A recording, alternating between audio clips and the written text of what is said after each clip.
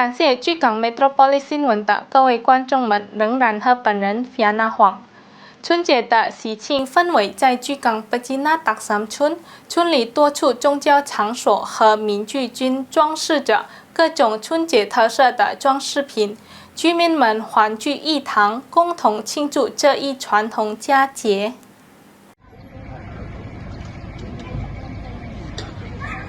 在 Pecina Taksam Semarang 村，春节的气氛十分热烈。宗教场所和华人社区的房屋装饰着各种装饰品，从红色灯笼到花卉装饰，应有尽有。其中居民妹妹表示，今年的春节准备工作充满了热情，除了在寺庙或家中进行祷告外，还与家人吃年夜饭，还与邻居聚会，宛如过节一般。居民们还准备各种蛋糕和红包，赠送红包象征着祈祷和希望，希望新的一年带来好运。Ke rumah sanak saudara, ke rumah teman-teman, kayak gitu.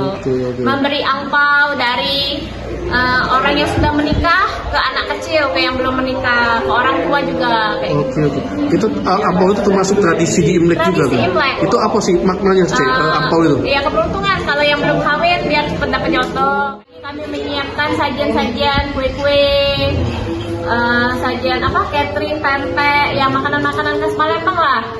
Terutama kue ya, kue lapis kayak gitu kan, biar melambangkan rezeki yang berlapis-lapis.